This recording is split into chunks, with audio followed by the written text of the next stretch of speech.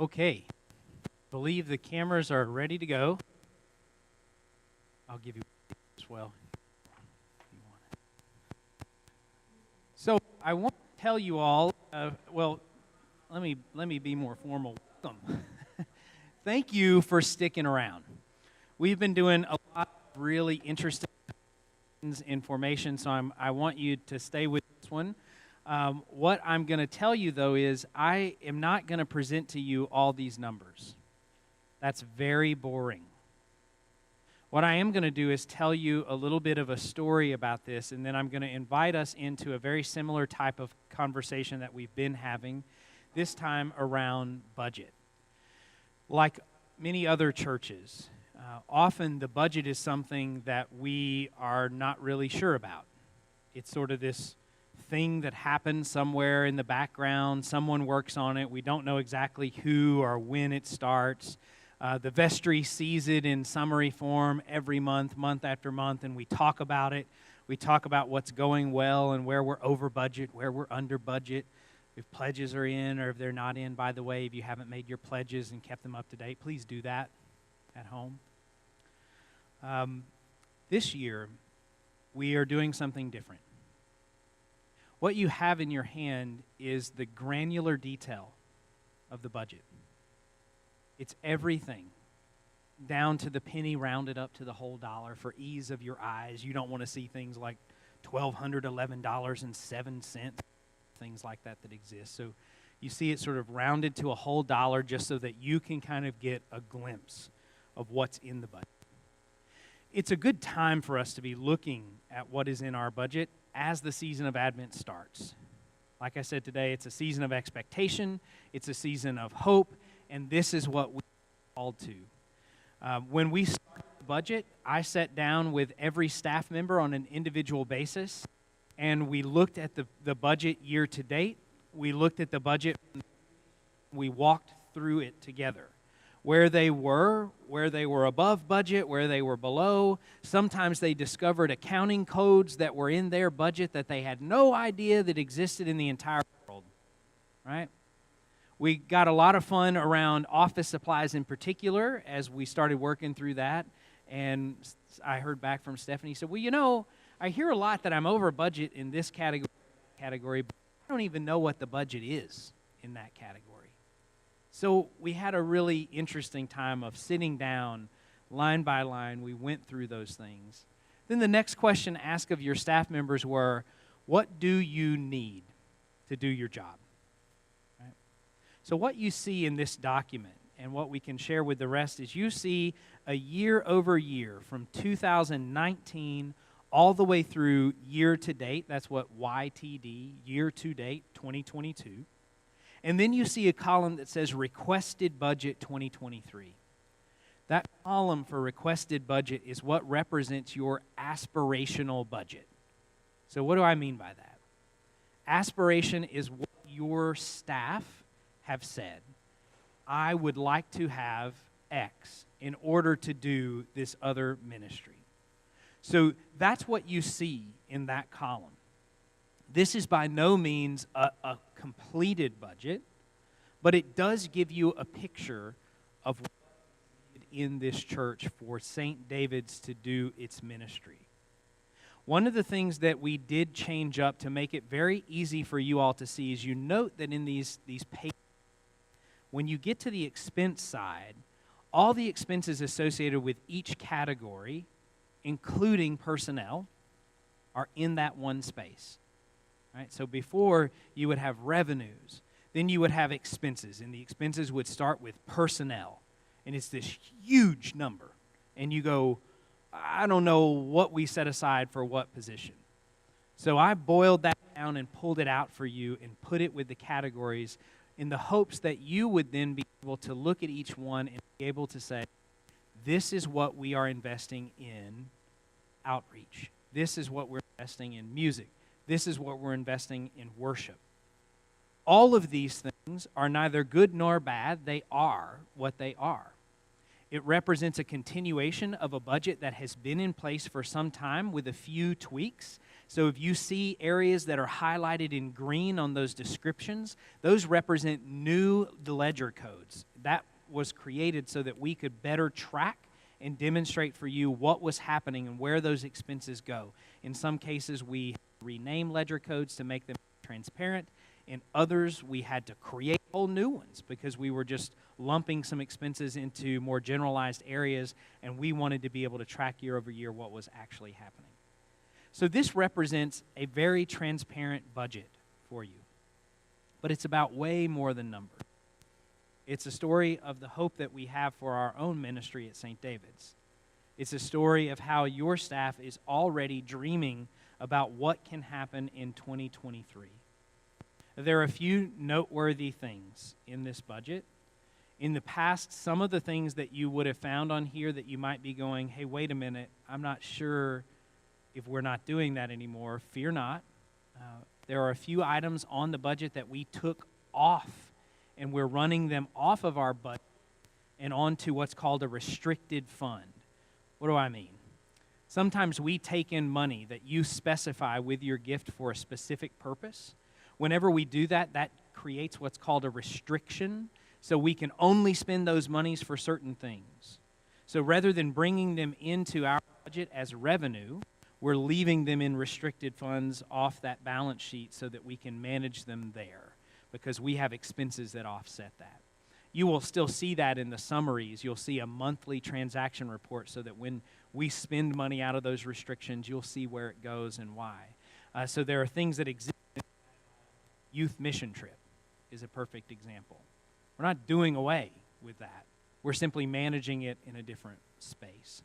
The reason we're doing this is because you all need to be able to see what the actual revenues and expenses are for the life of this parish. And so we don't want to inflate revenue when we're just going to expense it right back out. Okay? Beyond that, you will note, I'll just bring to your attention, there are several things that happen in the diocese. One of those is convention. We just finished convention, and there was a new resolution that was passed that was right on the back of the previous year's resolution, which mandates cost of living adjustments. So you'll see in the notes section on all the staff that there is an increase, and we elected to go a little bit higher than what the diocese said because we're good people and we love our staff. So you'll see that all of the staff, an increase in them exceeds what the diocesan minimum is. So that's you to consider and pray about, number one. Number two, you'll note in a few areas that might cause you a little bit of concern that I put a note there that says this is for the next rector to discern. That includes things like youth minister, communications director. The reason that I'm doing that and making that suggestion for you all is because it would be really reckless for me as your interim to hire a full-time staff member like that. If that had happened on day one when I walked through the door, we'd probably have a different conversation about it. But now that it's happened here at this point, it's really important for your next rector to get here and really get a feel for what's the ministry that we need, what are the staff members that they are going to need, because that's a long-term hire. So that puts us in a place where we are saying that there will be a period where there is no youth minister. Right? So that's not necessarily a thing to be concerned about. That's a thing to pray about, specifically praying about what your call is to join us when we're doing some work. We are still doing work with youth. We will continue to do that, including in some trips. And you'll note that there's a section there in Christian life where we are also setting aside scholarship dollars so that anyone that wants to go on a mission trip, regardless of their age, should never be barred from that because they can't afford it. So in our budget, we are prioritizing some of these things, setting aside funds for that purpose. Beyond that, one of the things I want to draw your attention to as it regards to our staff is that we've made a decision. It began with a couple in this year that we needed more time with them. That took them over the 1,000 hours, which is a threshold for our responsibility to participate in their retirement and benefits. And because of that, we figured out really quickly that one of the things that we want to do is continue to offer benefits to our employees.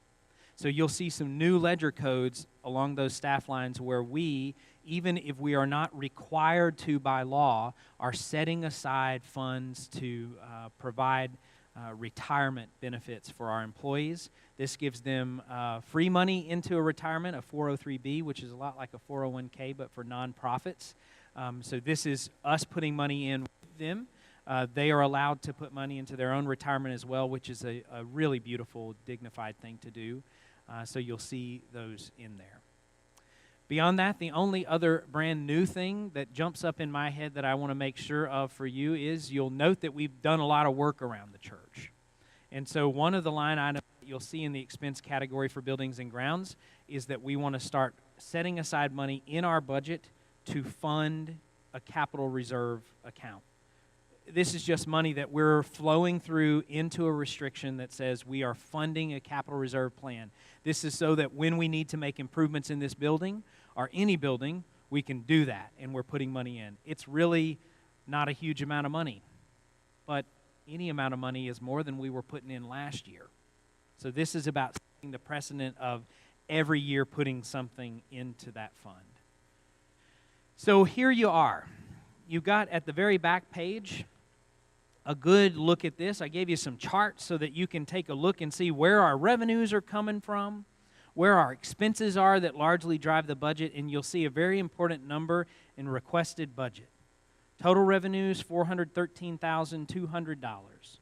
Total expenses, $538,213. That gives you a $125,000 deficit. Right. You don't see me worried, because we're not. I'm showing you this deficit. If you'll look in the notes on the revenue side, there's a number already allocated for what we are allowed to draw out of our endowment. It is almost that number. I think it gives us about a $4,000 deficit when we draw the full amount out. We're going to draw from our endowment because that's the purpose of the endowment, to support our ministries. What I wanted you to do is see this number as though we didn't have the endowment to draw from. That number, negative $125,000, is your true deficit. Imagine a world where St. David's didn't have an endowment. Where would we cut? I did this on purpose. I hope it becomes a guide for our discussions, particularly as we move into the season of Advent while we're doing a capital campaign, a stewardship drive to raise money, because the simple version of this is we need you to give more. We know what that number is. We need to be asking for it. And I'm asking you all to pray about where you are called to join us in this ministry and to provide that difference. What happens if St. David's raises an additional $125,000? It means we have $121,000 additional dollars to do anything we can dream up with God's help. Think about any ministry that you want to be more involved in. Think about the interactions that we continue to have around things like loaves and fishes. What would it look like for St. David's to be able to continually do more ministry as opposed to what we've always done? That's why I wanted you to see that number. I don't mean it to scare you. Pull our money right out of the endowment because that's what the people that graciously gave that money intended us to do, so we're going to do it. But let me just say directly, I sure hope we raise more than just an additional $4,000 to cover the difference. I want us to be dreaming about bigger ministry.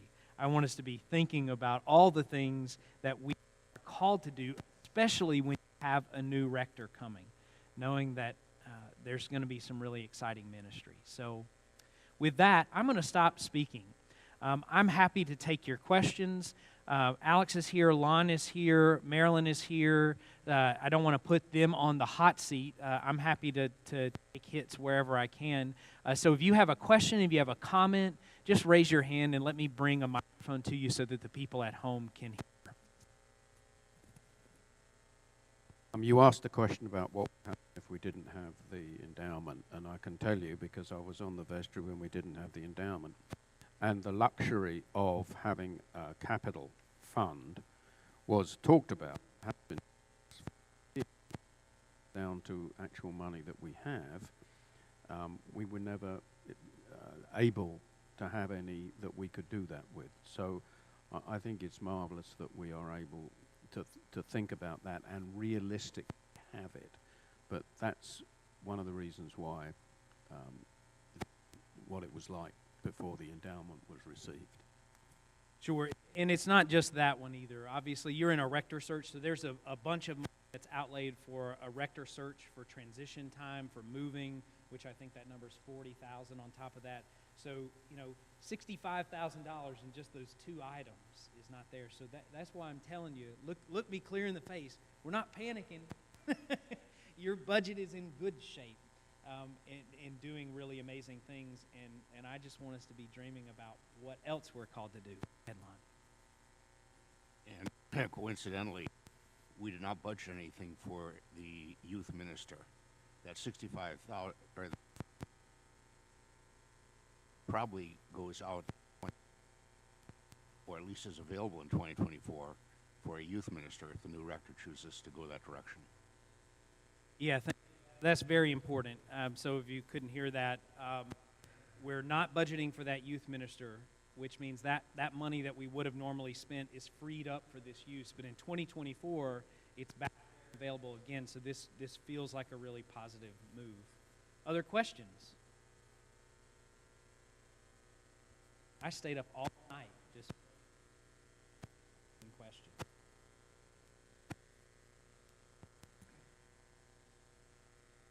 Let's try to voice. When we first received the Fuller Trust money, 2011, the vestry at the time intended that fund be used for outreach, for Christian formation, not for bricks and mortars, not for buildings and grounds, things like that. So to the extent that we can have that money to do those kinds of outreach things, we are being true to the original aspiration of the vestry when it received the money. Other questions, thoughts, concerns?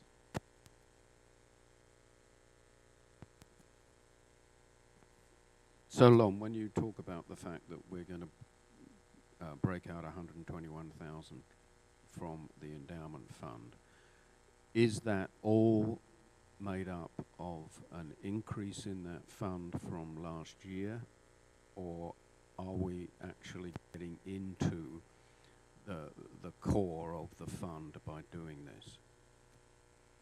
So, Alex, do you want to cover that, or you want me to take a stab? Okay. Yeah, the 121. Does it come from?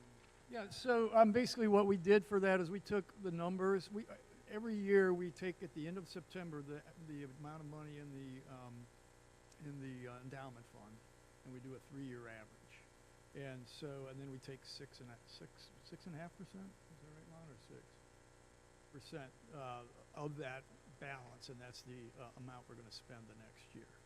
And so what we did for this is we made an estimate, and it's very close as we get wind down with the Ed Price estate. But we made an estimate. We know what the balances were in the account, but there's some things like expenses that we're estimating we're not sure of. And we added that in.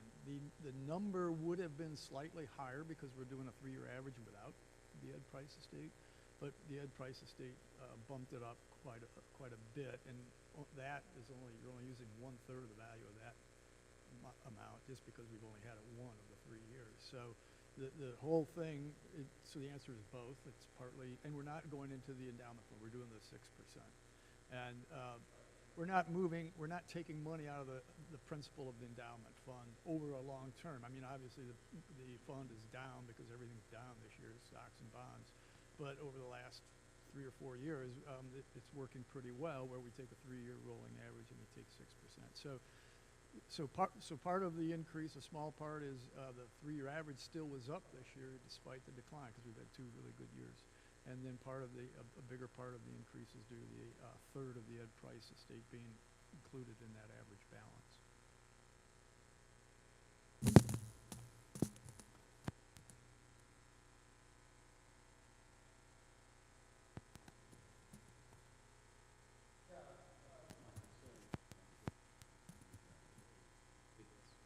if we're taking 10% out of the endowment every year, then ultimately we'll end up with no endowment.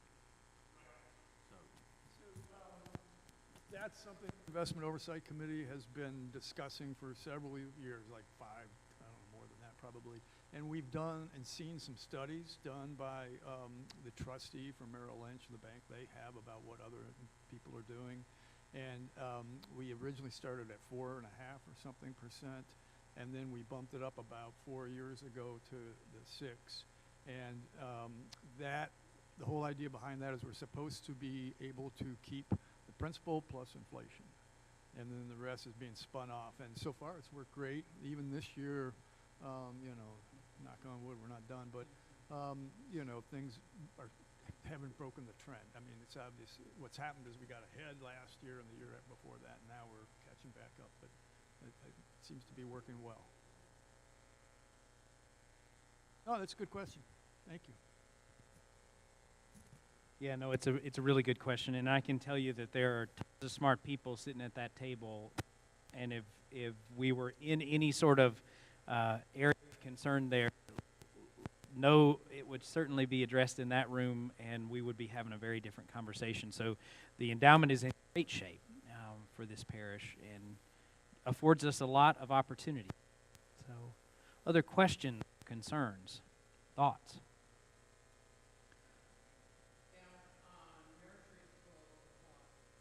Great. So Lyle asked, why do we have nursery school supplies? I can't get anything past you, Lyle. Here's the reason.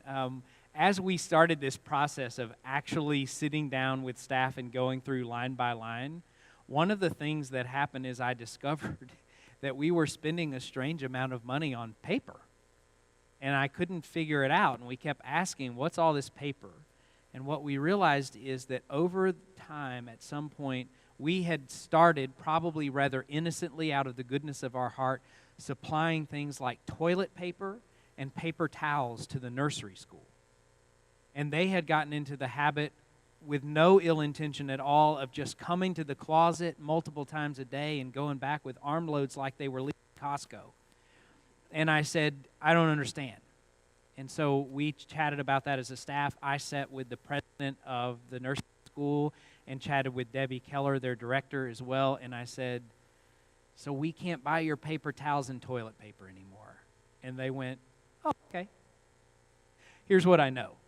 We're still going to buy some paper towels and toilet paper. And so we wanted a place where we could actually track it and know, because every time someone from the school comes in and gets something, our administrative staff knows that and notes it. Now they have a place to bill it so we can actually see, which gives us the ability to have a very different conversation with the nursery school, which, by the way, we have an excellent relationship with the nursery school, and we still will. They are not disappointed by this in any way. We put icing on that cake. I think we fixed some lights, and we're going to paint a door, but we're still not going to buy toilet paper and paper towels. So this is just an ability for us to track. God's grace, that number will be 0, and we won't need to track it. Other questions? Then I want to tell you just really briefly, your budget looks pretty normal for a church. About 50% is going to administration and worship. Most of that worship expense covers people like me. Right? Everything looks pretty normal there. So the opportunity is on the other side of this. This budget, this requested budget, is not even about me. It anticipates your next rector. It includes a salary and compensation package for that rector. I don't get a pay raise in January, but we could talk about that later, right? This is all about looking forward to your next rector. So this puts you on really firm footing to make sure that you can get everything that you need. Opportunity for us is in the area of worship, of outreach, not of worship. We have everything we need here. So since you don't have any more questions about numbers, let's open it up. Think about the way that St. David's is called to serve its community. In your quick glance at this, does this budget speak to that? Or have we made something? I've made it, Lon, you can speak to this. I made at least 10 or 15 mistakes on this budget document, so we could have missed something. What do you dream about? What are you disappointed when you look at this budget?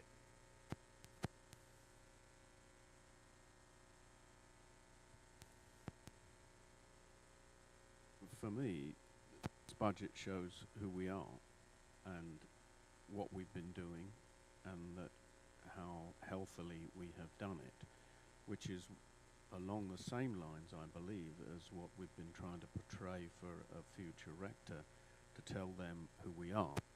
And I think this backs up who we are. It says who we are now, which is important. Any others?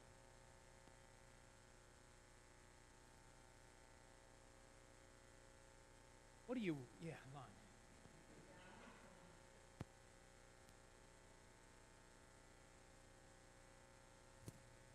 Well, you went down from what we gave Episcopal Charities.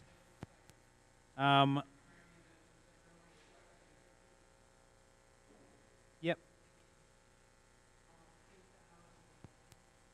Yep. Yep. So we've been on a standard trend with them. Our work has been pretty much leveling off with Episcopal Charities. So you see that number budgeted at $1,500. That's what we budgeted this past year. And in years past, it would go over budget. So what you're seeing in those other years is the actual year-end number.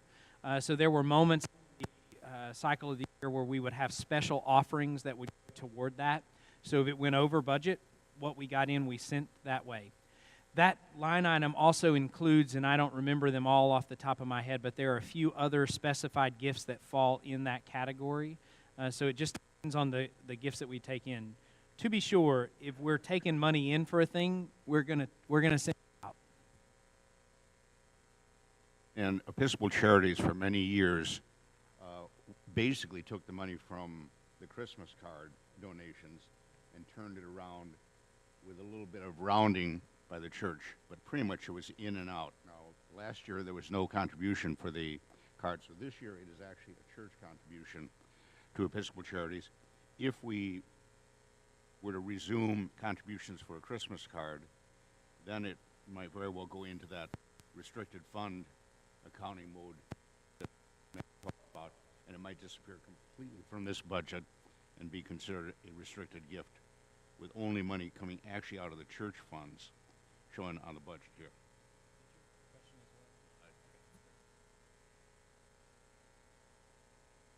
Yeah, I don't really know.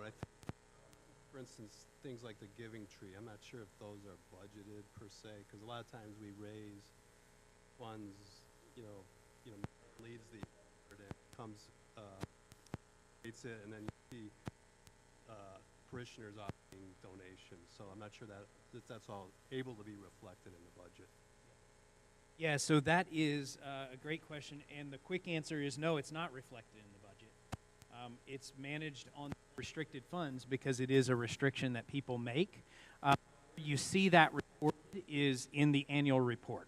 There will be a number in there, how much money we raised, what we sent out for things like Giving Tree, which is obviously wildly successful. You'll hear it here in the church as well. But when we take monies in for a restriction, if we flow it through our revenues, this is just the accounting side. You guys remember me talking about this last week. When I feel nervous, I get to talk about dollars and accounting modes. Whenever we take in money for a restriction and we just float into our revenues, it inflates our revenues for the year. And it makes it look like we're bringing in a lot of money, when in reality, we're just exercising this money. It's just moving in and straight back out the door. But whenever that revenue number goes higher, then there are certain folks with pointy hats and big sticks that go, well, your diocesan apportionment should be even larger. Right? And we're going, well, now wait a minute. We took in that money and we gave it right back away. And they go, but your revenue was, right? So that's the reason to the accounting practice is move it out of that budget, managing it the same way. We're still doing a reconciliation every single month, what goes out. And you still see that reported in the vestry as well. You just don't see that number here because it's something that we're managing through restriction. Yeah, Lon.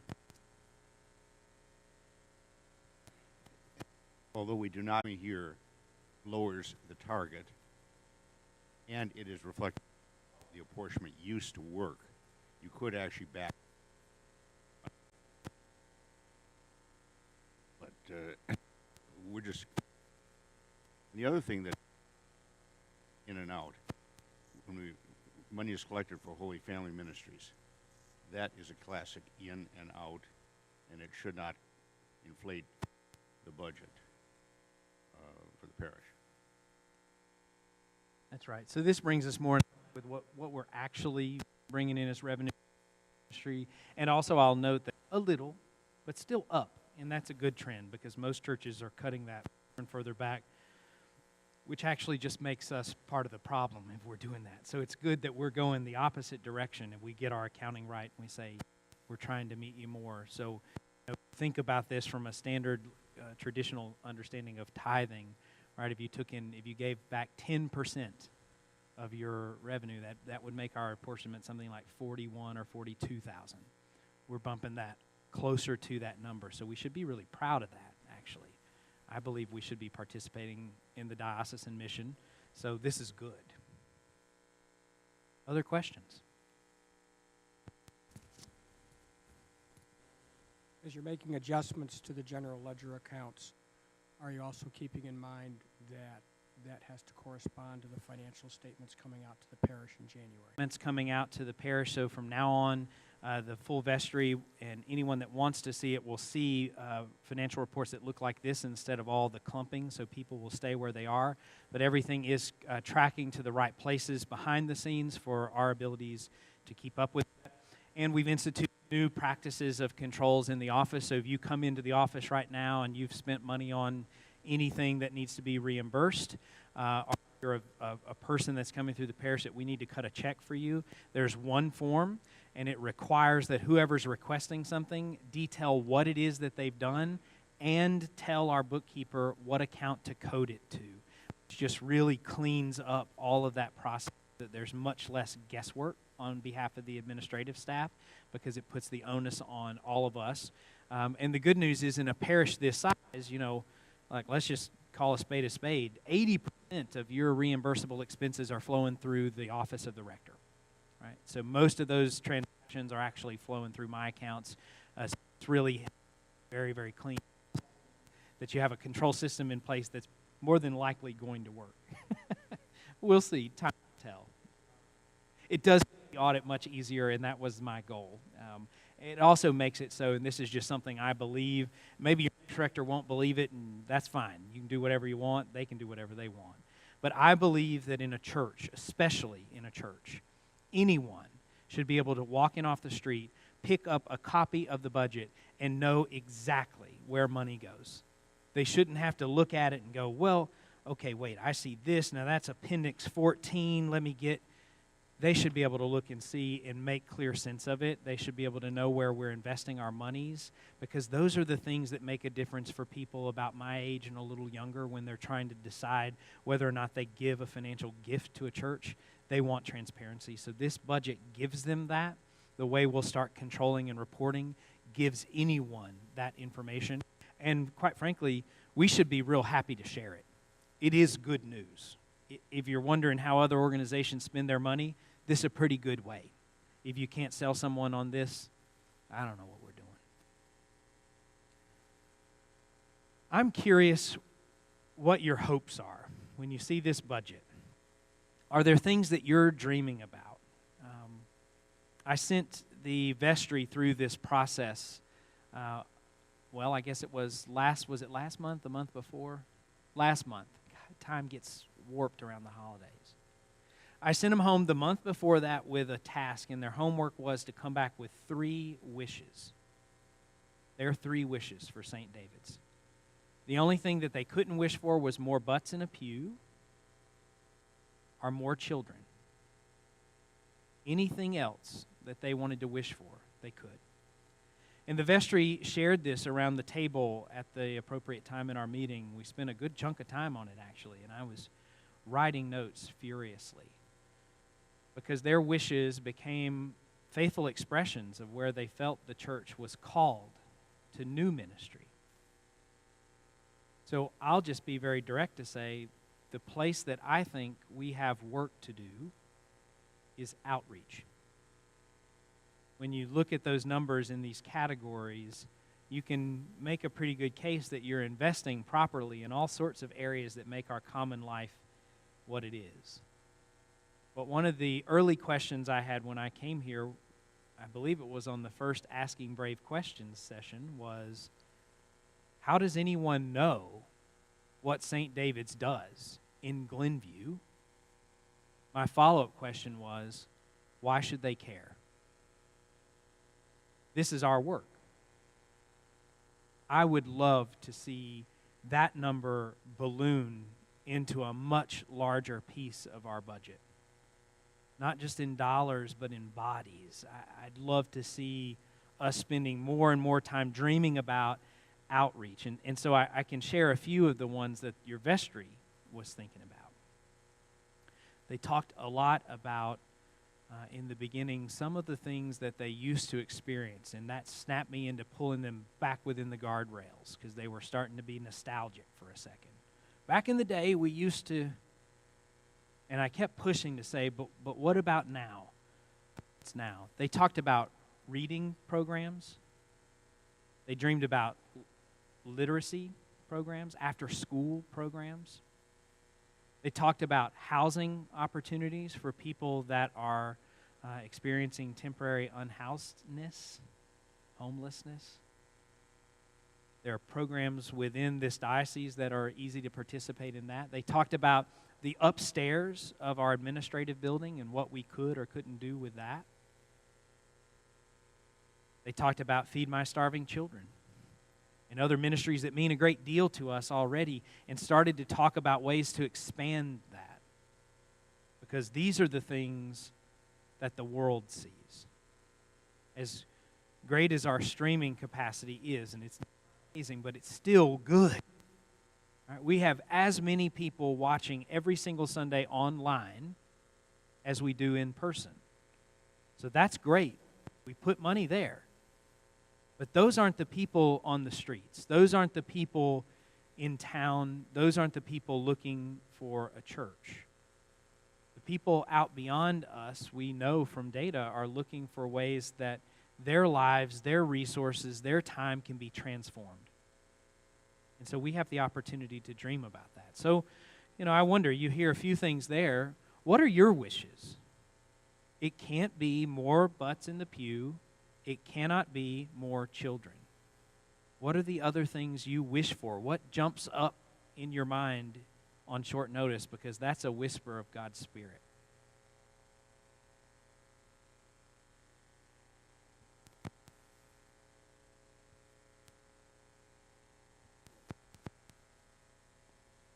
What springs to mind immediately to me is literacy, because we had we met with through the holidays a young lady who has been part of this parish, who is a teacher in Chicago public schools. She's teaching 4th grade. 70% of her students can't read. The school is telling her to teach the curriculum for 4th grade, which she cannot, because the students cannot read it. And I had no idea that we had a literary issue in schools. I was gobsmacked that this was happening within our parameters, if you like. And it's been haunting me since I heard that. And I don't know if we have a literacy problem in Glenview, and I don't know where we go with this. It's just something that has recently been made aware to me that is, as I said, it's been haunting me that this is happening. Let me respond to that, John, and broaden it out.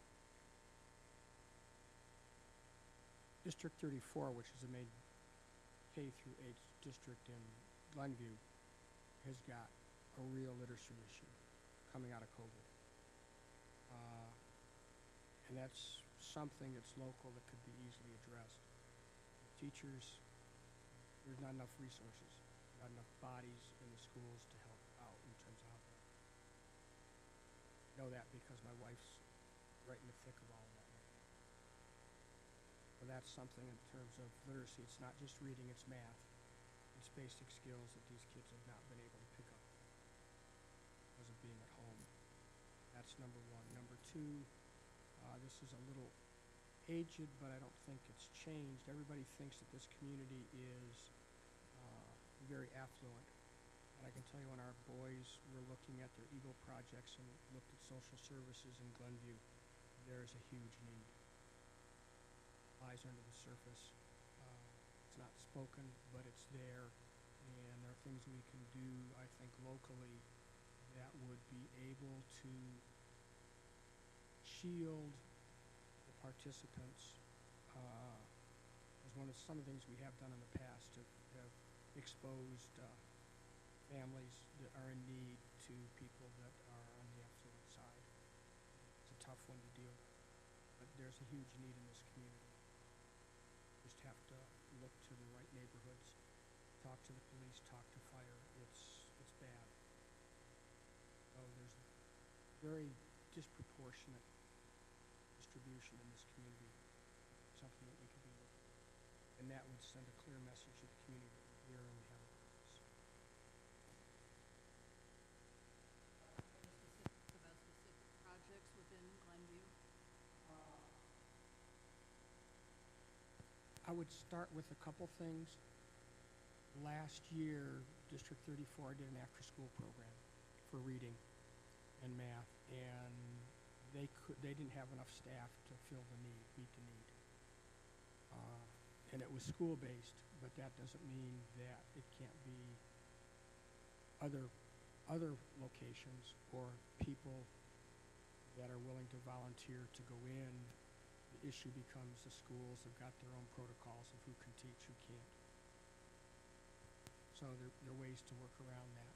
But that's one thing is after school is providing programs and services, the education side.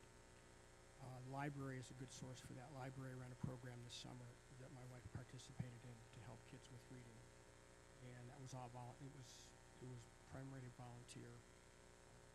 So you can look at that. As far as the social services go, that runs through the village, and there are a number of people that are involved in that across Glenview and outside resources that Glenview borrows. So that's something that it's just a coordination issue in getting people engaged in those services that would help out.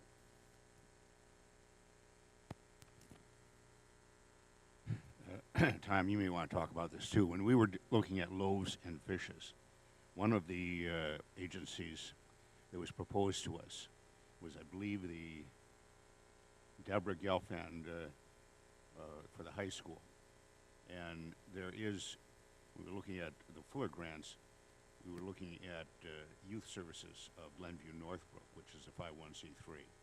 There are plenty of agencies right around here working with the schools, but as 501c3s, that we could join forces with financially or with our people. So there's a ton of opportunity right here in the Glenview, greater Glenview area. Well, maybe, too, right now we don't necessarily have the people to do this, but maybe we have the resources to launch a community-wide effort so that we could reach the people who are spending, who are looking for something to do. Maybe they don't want to be in church, but maybe they are looking for something to do that's good. And so maybe we can, instead of looking at our mission as staffing it, our mission is to recruit, promote, market, organize.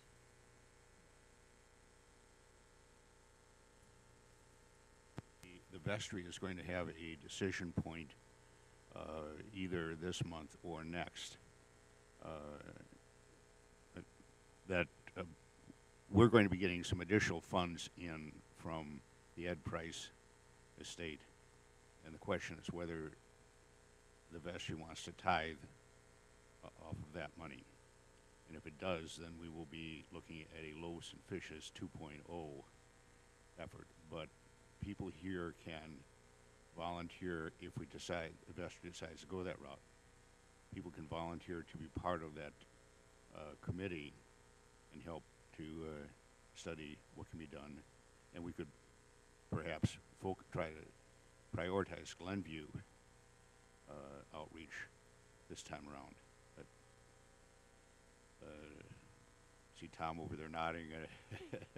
He headed the Loaves and Fishes, and Alex, I know we've been talking about at the finance level about what to do as far as the tithe. So that's an issue that's coming up, and input on that would certainly be welcome advice to the vestry or suggestion to the vestry. Thank you.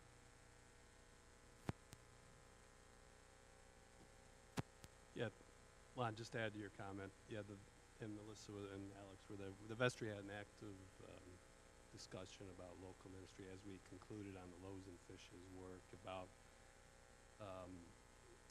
the value of having a partnership with a local outreach firm. And and we struggle with that in the committee as well, based on the grant requests and so forth. So I think there's a lot of merit to looking at, just giving the practicality of being able to participate locally and the value that brings to have that, beyond the dollars, to have that connection with that work.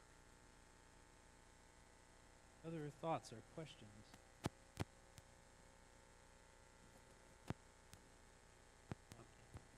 Yeah, just to say, I had no idea we had an issue in Glenview. I had no idea that there were existing programs that were addressing the issue, and I had no idea that people could get involved as volunteers to get involved with literacy. And I don't live with my head in the sand. I read all the stuff that comes through from the village and from the library and everything else, and I've never seen anything in there. Great, okay, now we know there is. How do we get involved? Yeah, that's a great question. And piggybacking off that, and Melissa, what you offered is that's our work. We need to pray about this. We need to organize around this. We need to do the research. And I think we're called to more than just giving, financially. I think we're called into this space with our whole bodies. If we are showing up in Glenview to assist with issues in Glenview, people will know that at St. David's we care. We show up. We show up with money. We show up with our bodies. We work to make a difference. How do we do that? I don't know. If you're looking for a rector to tell you how to do it, you will be disappointed. So I think this is the moment for us to figure out if there is a passion, which there was one in the vestry. There seems to be a movement here as well around visioning what some concepts could be. Then I can't believe I'm saying it, but maybe it's time for a committee at St. David's to be thinking about outreach, and not just to be coming back with ideas, but coming back in the weeds with, we want to work with this particular agency housed in this location that does this work on these days at this time. Here's what they're looking for. We're going to organize a system of volunteers. We're going to get them signed up and scheduled. We're going to show up without the clergy having to give them the old prod to remember to show up to the thing. We're going to do this, and people will know that we were there. I think that's what outreach looks like. And I think that's your work for this time. And to be sure, we do need more money as well to do that. And that is a request that you're going to be getting from me and from Lon and from Marilyn as we continue in this stewardship season. During Advent, we're asking you to pray about all these things. We're asking you to think about hope, to see light gathering in this season, and to think about where you are called to bring your own self into that time of expectation. What I tell people all the time, you'll read it in various forms tomorrow in the e-blast and in the weeks to come, is we're in the middle of stewardship, my friends. We're going to be asking you to participate financially in the life of this parish. We're going to be asking you to increase your participation in the financial life of this parish, because every dollar, every penny counts toward the goals that we have in mind. Everything we need, we have. St. David's has all the financial resources it needs to do all the amazing ministries you can dream up together with the Holy Spirit. Here's the problem. All the money we need to do that is in your pocket. So we're going to be asking you to participate. Bring your questions, bring your concerns, but keep dreaming, because these are the kinds of ministries that will keep St. David's on the map in Glenview. When people wonder what we're about, this is the story you want them to tell. So thanks so much for your questions, for your time, for your concerns. And I will, given our time, if there's anyone that would feel called to close us out in prayer, that would be great.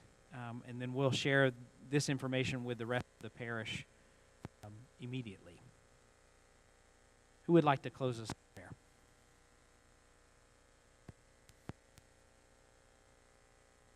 And also with you.